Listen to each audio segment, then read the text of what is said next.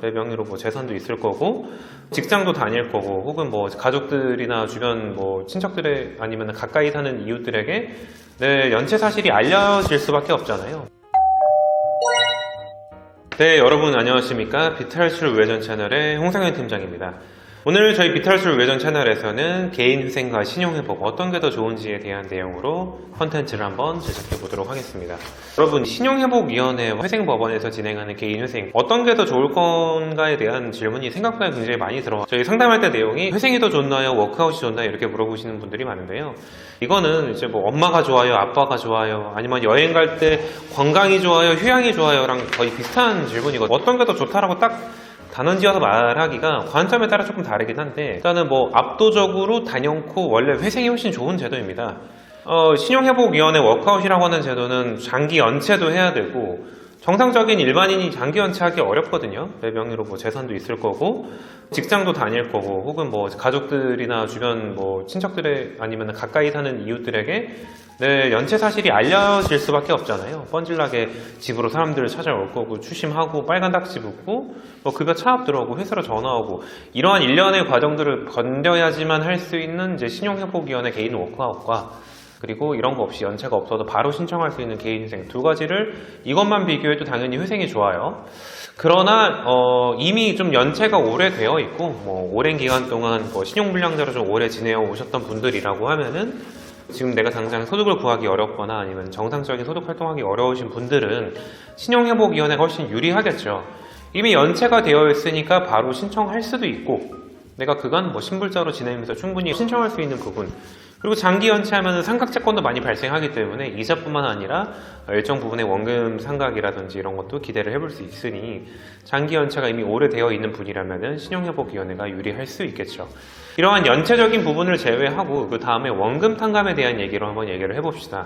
회생이라는 것 자체가요, 뭐 내가 갖고 있는 원금을 얼마를 탕감시켜준다라는 개념 자체가 아니에요.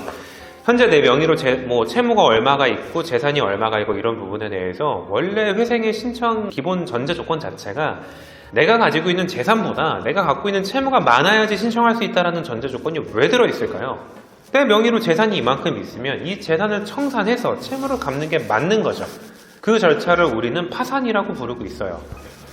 그러나 이제 파산 절차를 밟게 되면은 이제 내가 갖고 있는 재산도 다 이제 환가를 해야 되고 여러 가지로 봤을 때 불이익들이 있으니까 개인 회생이라는 제도를 통해서 내가 재산은 뭐 재산대로 보유하고 있는 대신에 내가 그동안 이제 벌어들이는 여러 가지 가용소득들, 근로소득이라든지 자영업 뭐 사업소득이라든지 이런 소득들을 통해서 프리랜서 소득 이런 걸 통해서 재산만큼을 변제하겠다라고 하는 조건이에요.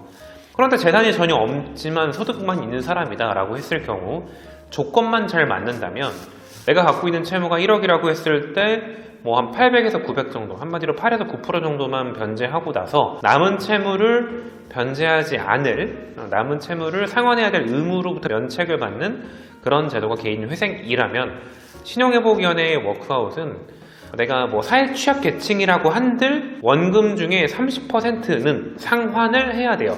그래서 변제를 하는 제도입니다. 신용회복위원회는. 신용회복위원회라고 하는 곳들이 이런 채권자들이 모여서 만든 협회예요. 이렇게 좀 연체가 오래된 뭐 채권사들이 개별적으로 내가 이 사람한테 추심을 해서 돈을 받아내고 상환해 나가는 이러한 일련의 과정들이 굉장히 비효율적이고 그건 그거대로 또 지출이 굉장히 많이 나가요.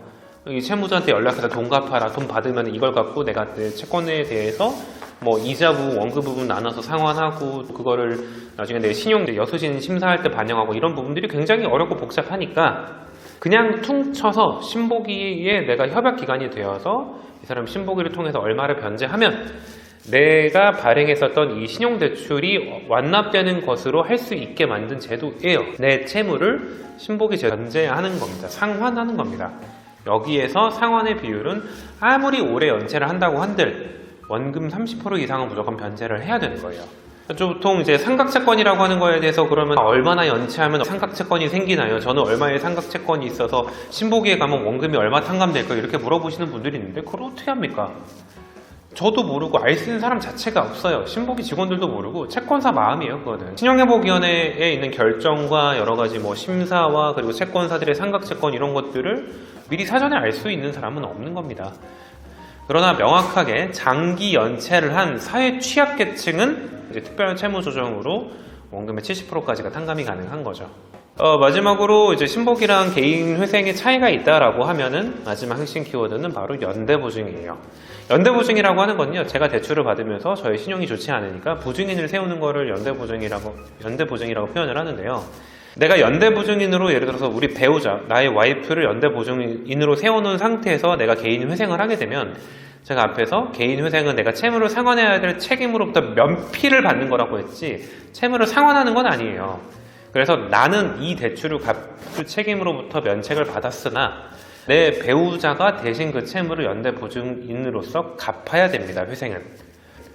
그러나 신용회복위원회는요, 내가 이 채무를 상환하는 거예요. 변제하는 거예요. 그래서 내가 이 연대보증이 있는 채권을 신용회복위원회 제도를 통해서 변제를 한다면 연대보증인은 보호가 됩니다. 세 가지 측면 중에 첫 번째는 연체의 유무, 두 번째는 원금 탕감의 비율, 마지막으로 이제 연대보증, 이렇게 세 가지의 관점으로 어떤 게 더 유리한지를 한번 본인의 상황에 비추어서 계산해 볼 필요가 있지 않나 이렇게 생각을 합니다. 오늘 저희 비탈출 우회전 채널에서는요, 회생과 신용회복위원회 어떤 게 더 유리한지에 대한 내용으로 컨텐츠를 한번 만들어 봤습니다. 이것 이외에도 신복이랑 회생에 대해서 이런 건 어떤가요? 라고 궁금한 게 있으신 분들은 아래 댓글창에 댓글을 남겨주시면 제가 성심성의껏 답변을 도와드리도록 하고요.